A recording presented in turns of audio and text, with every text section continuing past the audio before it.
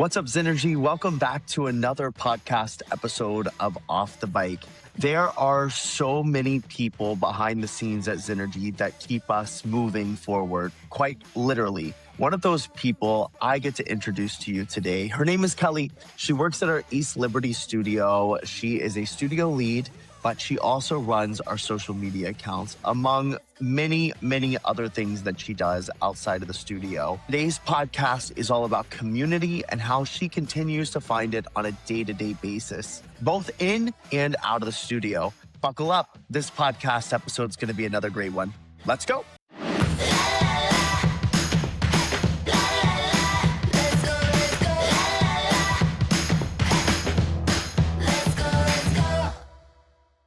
Hi, friends. Welcome back to another podcast episode of Off the Bike. I am so excited to have this conversation today, Kelly, with you. Are you ready? I'm ready. Let's do it. Listen, there are so many people that make Zenergy just happen on a daily basis. And there are some people that we don't even know about. And one of those people is you. So I just want to say publicly, I appreciate you so much. And while I know a lot about you, I cannot wait for our listeners to join in. So before we get into what you do at Zenergy, why don't we go back, like way, way back? And why don't you just tell me about you before Zenergy? Hey, hi, I'm Kelly. I born and raised Pittsburgh native, so I've lived here my whole life. I moved away a little bit for college, but I just moved to Erie, so it's not like I went super far. And I've always kind of been like a creative person. I remember in like 9th grade, I was like, I'm not going to take art class because no one's going to take it seriously. And then I was like, oh wait, like I actually need to be in art class. Fast forward to senior year in high school, I was in AP art 4. I was like the student teacher for my art class for what I could do.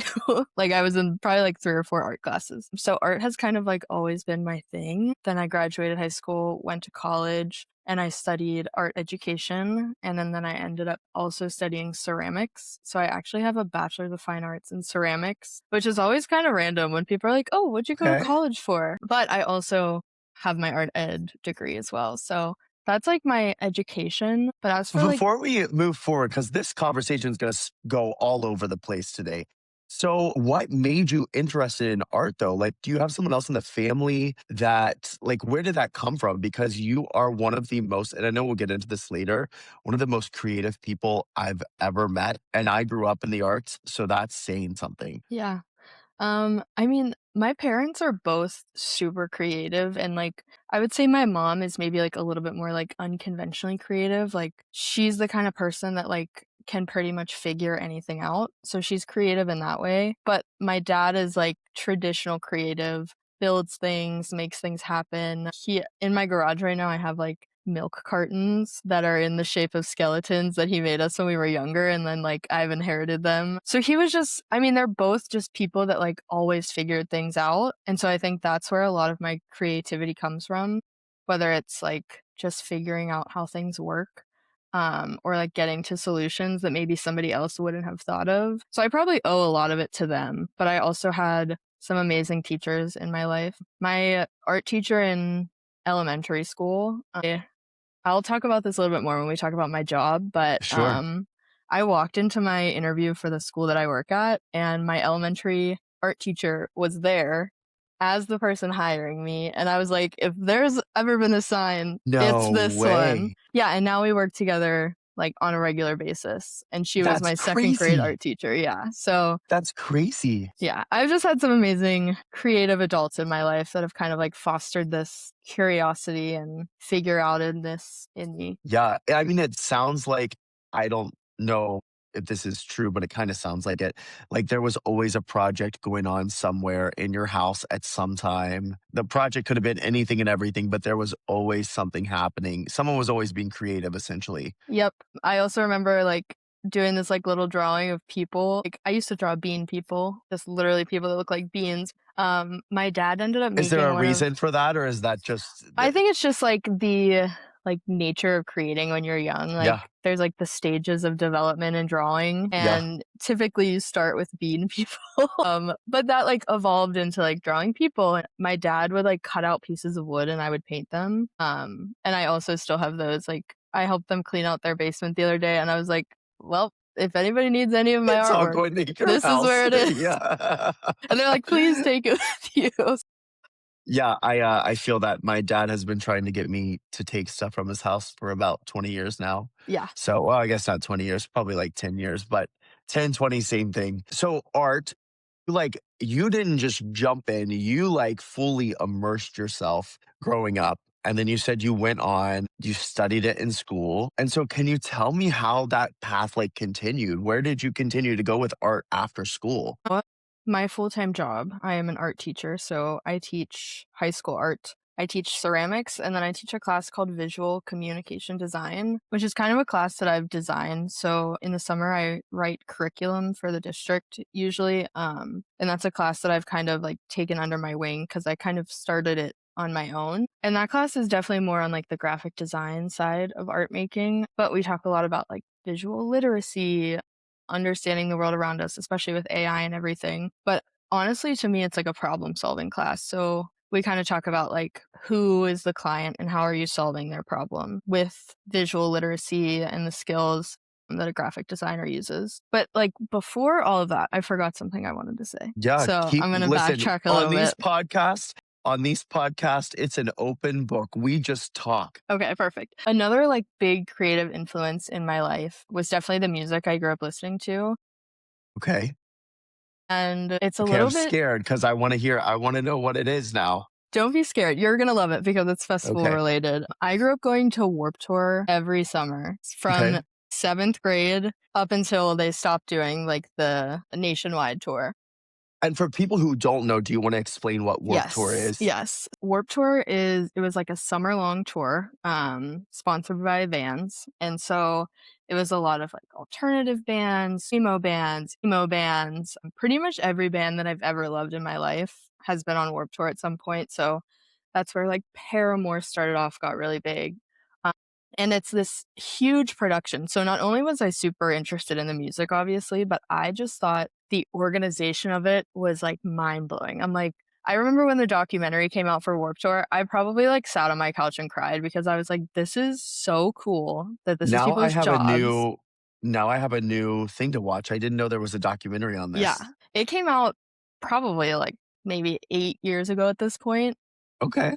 But it follows, I think his name is Kevin Lyman, the guy who kind of organized it, and just the logistics of everything. But it was such a creative space. Like you could literally see anybody from any walk of life. And it's like an all day tour. So like starts at 10 a.m., ends at 10 p.m. And then the next day they're in a new city. So obviously I went to that a handful of times, and not only did I get to like hang out with my friends there, but I just got to see so many different things. And it was the most fun ever. Like I wish I could go to Warped Tour every summer. Still, I don't know that my body would agree with that, but that's definitely my take. Yeah. So Yeah. and then like coming into finding Zenergy, when I realized that there was like a place I could go that was basically movement centered around music, I was like, whoa, what is going on? What is this Yeah. place? You know? So you said that the music influenced a lot of the art and the creative process. How what would that do? How did you bring like when you were there at these music festivals, essentially this tour, and you were around like-minded people, like how did that inspire you in the artistic realm of things? I feel like it really just like showcased all of the possibilities that kind of exist like beyond being a traditional artist, even beyond being a teacher, you know, just seeing that like there are people that are organizing these things, keeping people on track, but also like the merchandise, the set design. It really just expanded my idea of what like a traditional career is. Sure. And is that what then inspired you to do art full time, or was it kind of in tandem? You already knew that you wanted to do that. Yeah, so that opens another door. So when I applied to college, I applied as criminal justice, believe it or not. Really? Like 3 or 4 days. CSI criminal justice? Yeah, yeah. Okay. So Okay. 3 or 4 days before we were doing like class scheduling and everything for my first semester. My second grade teacher, we wrote letters to ourselves and then she mails them to the seniors. And I got my letter from second grade me and it was like, what I want to be when I grow up is an art teacher. And I was like, you know what? You're so right. And Wait, that's I switched crazy. my So the major. Yeah. letter you wrote in second grade before when you were about to schedule classes, you got that letter your senior year, Yeah. and that letter was like, "Here's your sign." hmm And I called like And that that afternoon. same teacher is the one that interviewed you, No, so or another one? she was my art teacher, but, like, my main teacher that did, I like, the see. English and the math, that I sort of see. I thing. see. To like, to the point of, like, I've always just had amazing teachers. Yeah. I mean, the fact that she remembered to do that, like, 10 years after. Like, how do you hold on to those? I can't even find what I placed down yesterday. I know. So Yeah. that's crazy. Yeah. So, to answer your question, I think I've probably always known. She knew from a Yeah. very young age that so, yeah, I mean, that really just brought it full circle for me. Other than what I do to help Zenergy, I don't know what else I could possibly do, like, in this world. I've thought about it a million times. I've gotten another degree that's unrelated to art and teaching, but truly, like, at this point in my life, it's everything, you know? Yeah. There's so many things that I wanna pick at now because we've opened up like 20 Yeah. cans of worms. So before we even get into Zenergy, because people are probably like, "Oh my god, what? She has another job?" Like, yeah, a full-time job, many other things. Can you so high school, I don't know why I thought you were I don't think I knew that you were a high school art teacher. I don't know what I thought you were, but I didn't think it was high school. So Yeah. how many years have you been teaching? I have been at my school for 6 years, and it's the only 6 years. place I've worked, yeah. So, when I started there, this is also so random. I was hired as a Spanish teacher because I also have a minor in Spanish language. Oh my gosh, Kelly.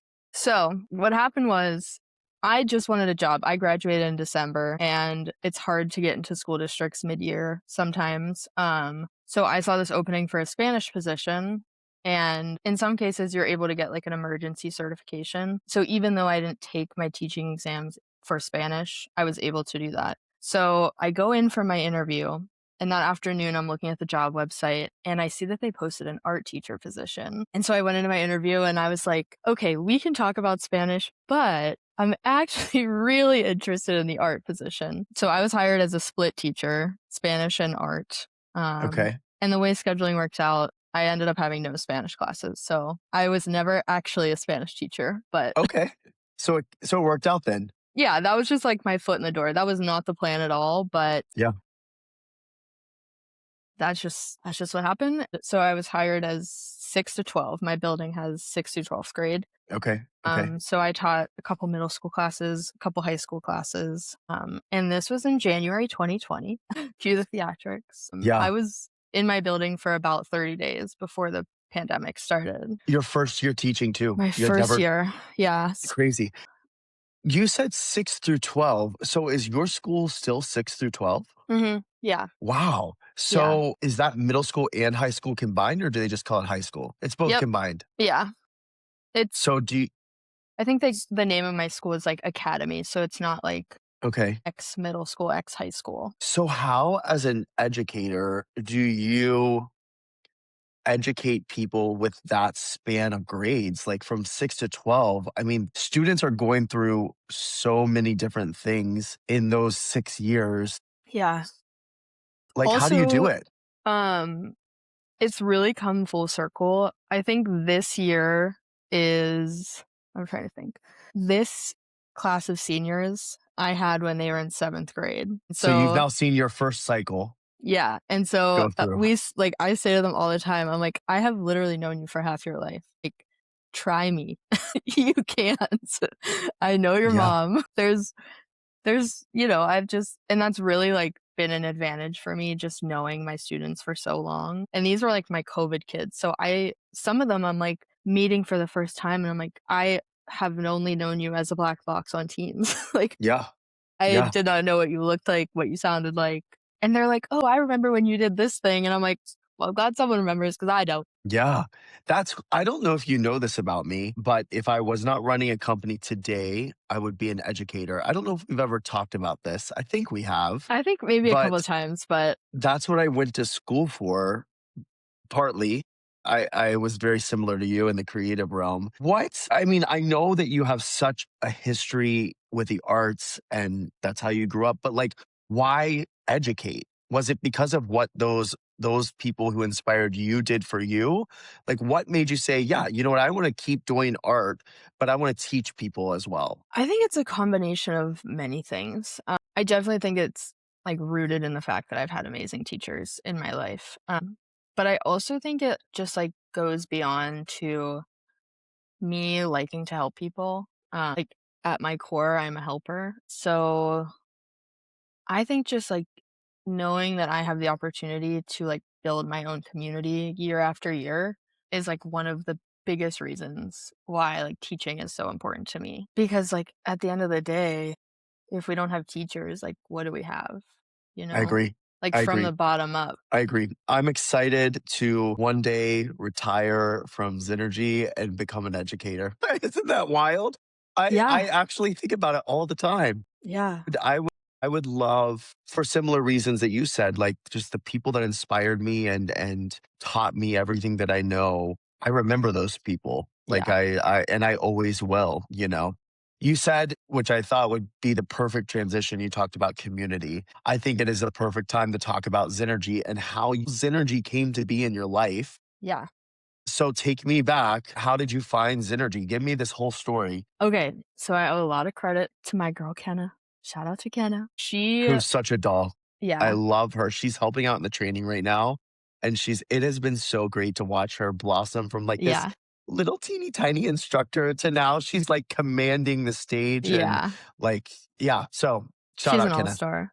And I Yeah, also, like so a lot of people with Zenergy are surprised to hear this, but I grew up with Kenna. We I went didn't to know that. yeah, so, I hope Kenna's okay with me telling this story, but, she grew up down the street from me, but it wasn't until I was in high school that we became really good friends. I was a freshman, she was a senior, but my brother was a senior, so they were friends, and we just ended up, like, becoming best friends, basically. So, like, all through college, all through these, like, major life moments, she's always been there, and she's the one that got me into cycling. She was like, I've been it wasn't Zenergy, so, but she was like, "I'm going to this, like, classes, and it's super fun when you're home on a break, like, we should go." And so I, like, went to this first class, and I was like, "That's kind of" but I love the music, I love the energy, and then, as COVID, like, kind of changed things, she started going to Zenergy, and I lived really close by, and she was like, "Oh, like, you should just come sometime." And then it, like, turned into us riding Tracy's class every Monday night, and then I was taking, like, the flex classes. I love the flex Oh my classes. gosh, wow. I Yeah. forget that's a throwback. So I think I started riding maybe in, like, 2021. Okay. I can fact check that on my Zenergy app, Yeah, so hold yeah. please. I wanna know. View stats. March 16th, 2021 was my first Okay, class. Yeah, okay, okay. so we're coming up on, like, 5 years, which is Wow. crazy. Time flies when you're having fun. Time flies when you're having fun. Yeah, so, I owe a lot of me coming to Zenergy to Kenna, and then I just fell in love with it, and then I was on an unlimited membership, and then I was like, "Oh, like, we have these boards in the studio. I would love to Is that draw how on this them." started? Is that how this Yes. started? Yep. I think I was maybe managing the studio at the time, or Mhm. I was doing something at the studio. Yeah. I don't think I realized until just now that you were the one that was Mhm. doing those boards for us. Yep. Yeah, so I did a couple of those, and then that was, like, around the time Madison started. Yep. And, I was like, "Well, I might as well just work front desk. I'm gonna be here all the time." So, yeah, then I joined the front desk team, and then about a year after that, we started with, like, studio leads, so I was promoted, and then I think maybe, like, a year after that, I started working on socials, initially just for Yeah. East Liberty, and then I transitioned. Wild. So let's talk about that because as I started this podcast, I said there are so many people that do so many things behind the scenes. You are one of those people. Obviously, the East Liberty writers see you at the front desk, they see you taking classes, but you have a whole other job outside of there, which is running the social media account. Mhm. Talk to me about it. What does that world look like? Because it's quite crazy to run one account for multiple locations in multiple Yeah. states, in multiple time zones. So it initially started as just like we needed to spice up the East Liberty page, like we need to add some more photos, and then we started doing like some editing and stuff. Like because we started to build up the East Liberty account, some of the other studios were like, "Oh, like we want to post more on our accounts." And then we did our big merger into one Yeah, account. so let's hit the pause on this as we talk about this merger because we still hear a lot about this merger today. So why don't we have a conversation on why you and I decided to do this? Should we put Okay. on do we need like shields so that people don't come at us? Yeah. Maybe. Please, guys. Yeah. So you said you were running the East Liberty account. So those that don't know, for a stint of time, we had an individual Instagram account for each location and the main company account. And then last fall, we decided after a lot of conversation to merge them all together. Do you want to talk about why we decided that? And I can add into if needed. Yeah.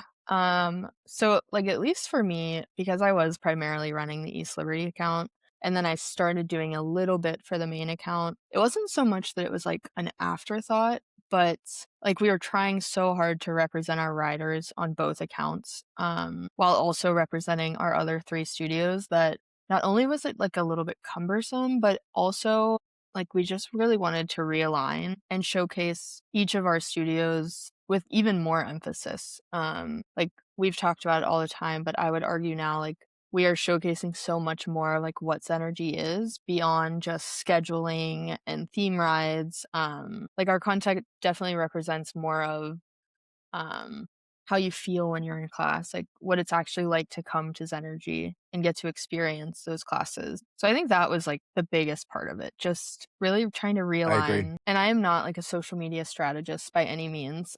Me neither. Yeah, we're trying our best to represent how it feels to go to Zenergy because it's a place that we love so much and a place that we go to for so many different things. And like during that time that we were kind of working on our transition and stuff, I was working on my MBA, which pretty silly that I did that if I'm being honest. But I did learn a lot about like how a business shows up and how that presence is really important for the clients that come to that place, but also just like its outward appearance in like media, which is so important right now because things are happening a mile a minute and our attention Yeah. economy is so low. And like if it's not less than 10 seconds, then what are we doing? But then that's going to be different tomorrow's. It's just, It's like impossible to keep up with. yeah.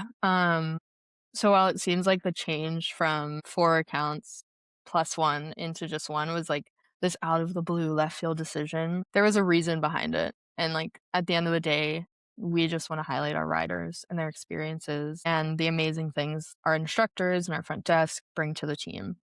I agree. I Yeah. agree.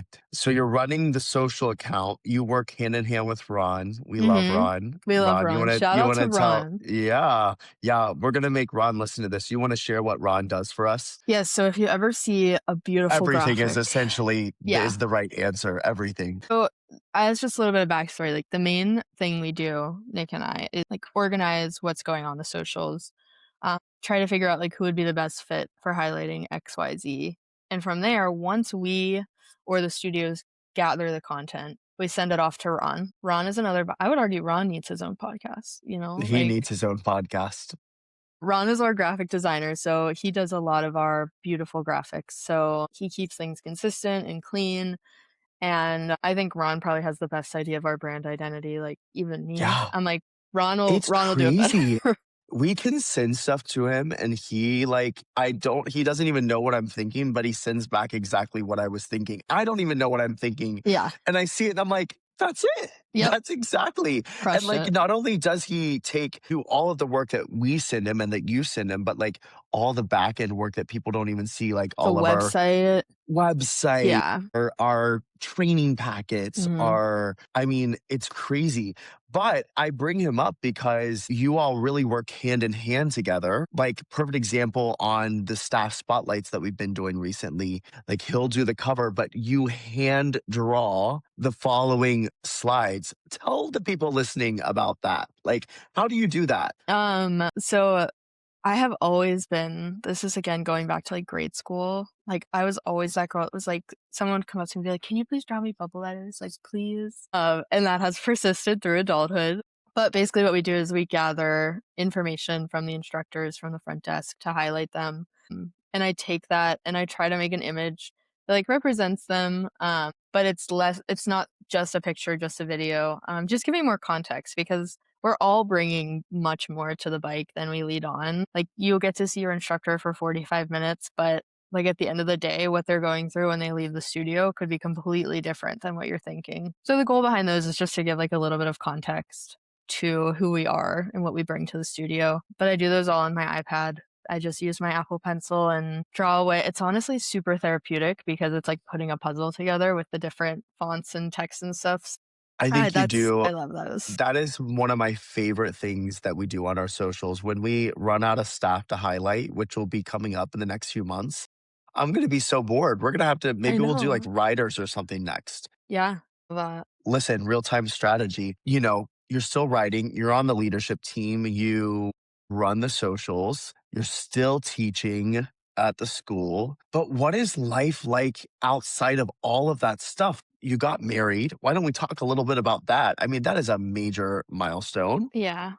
So that year, there was a lot going on, 2024. Yeah. That was when I really stepped into the socials role. But as I said, I also started grad school that year, and I went the route of an MBA because I didn't really know, like, what I was hoping for, like, future-wise at that time, and as I've been saying, like, I am really interested in organization, logistics, that sort of thing, so I focused on project management when I was in grad school, and I actually feel like it's been helpful in, like, sneaky ways. Like, I wasn't really sure if I was ever gonna stop and get a job in project management and go work for, like, a medical company or a tech company because I don't really know, like, how that would fit in with, Sure. like, what I do.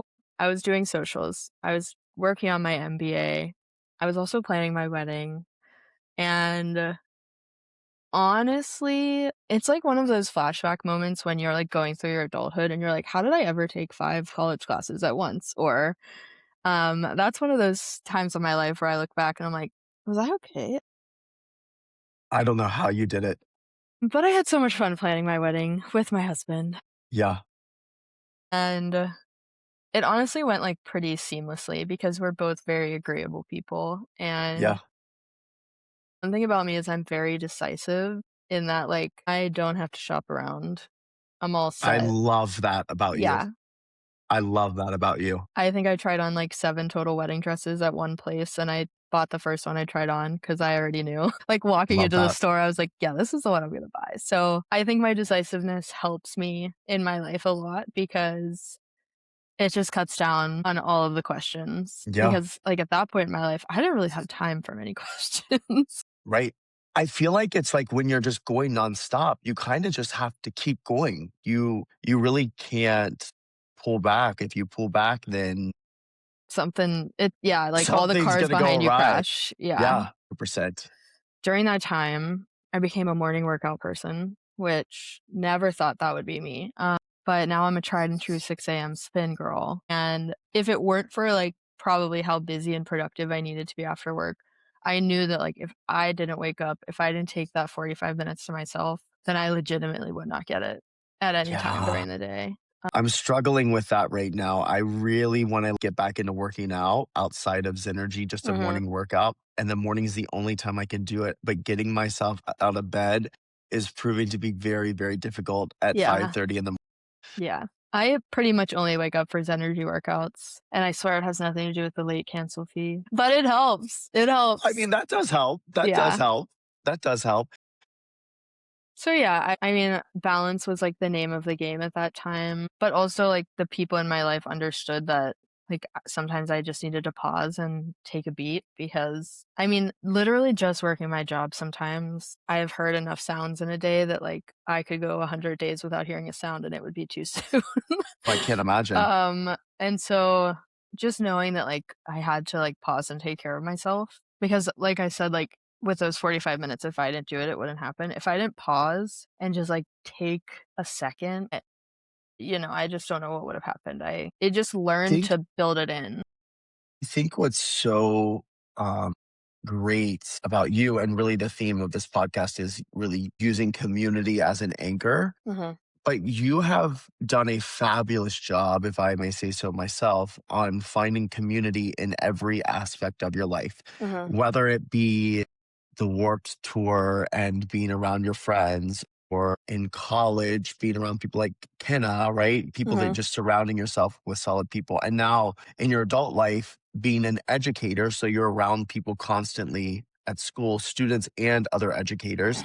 And then as Zenergy, like you are always around people. mhm, And from an introvert, I'm an introvert, mhm. I understand sometimes you just have to take a step back. But what is community now for you years later as you continue on your adult life? Honestly, first of all, like without community as people, like we would be nothing. At the end of the day, like we do need each other for basic things and really complex things. And like sometimes that looks like having a really rough day at your actual job and Yeah. getting to go somewhere else like Zenergy and like being able to just take a deep breath.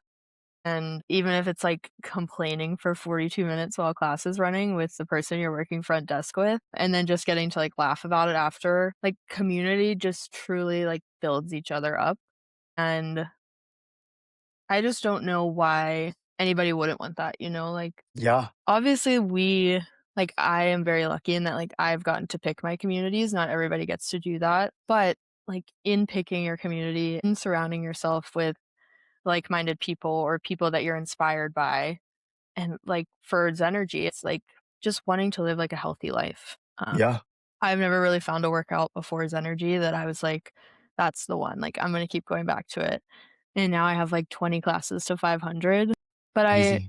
I really do think all the time, especially with how challenging my job is, there are so many other things that I could do to, like, expel my energy after work, and not all of those things would be positive like Zenergy is, but, like, getting to talk to people that have those, like, foundational beliefs that health is important, health is healing, movement is healing, music is healing. I really come back to that, like, time and time again, Yeah. and so I'm really thankful for that aspect of community. I couldn't agree more with that. In closing, if there was someone listening to this podcast, they're probably already coming to Zenergy, but maybe not. And they feel as though they're looking for community.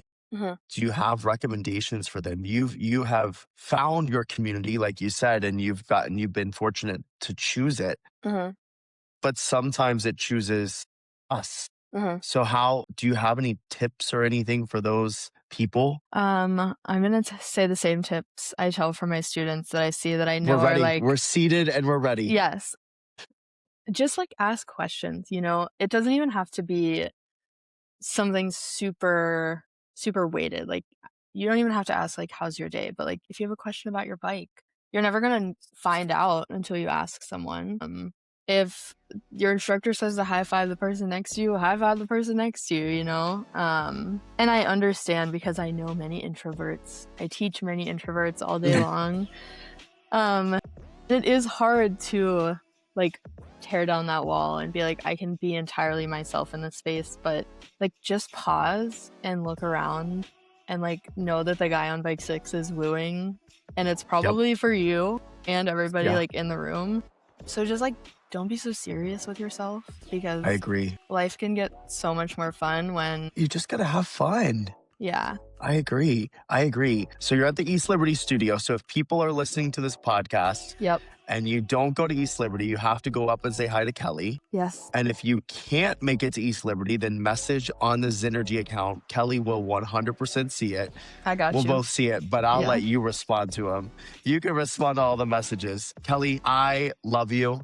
I think you are such an incredible human being, and your artistic and creative skills are out of this world. I mean, we could have talked for like days on just some of the projects that you've done. So people are going to have to go on your socials and like creep on that on their own. Do you want to do a little plug for your art social? Yes.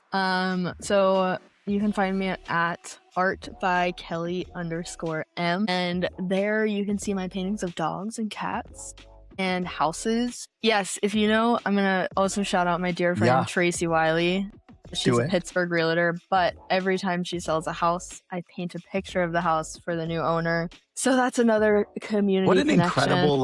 What an incredible like little memento to have that's like quality. It's not just a printout. Like, that's so cool. And if it wasn't for Zenergy, I wouldn't have even gotten that opportunity to meet Tracy and work so closely with her to make things happen. She's another person of the world that just moves things along. And we have to get her on this podcast too. Yep, Tracy, this is your call to action. That's right. There you go. Friend, I love you. I'm so thankful for you. And I cannot wait till people get to listen to this podcast. For all of those listening along, join us on the next episode. We'll see you next time. Bye, guys. See you next time. Bye.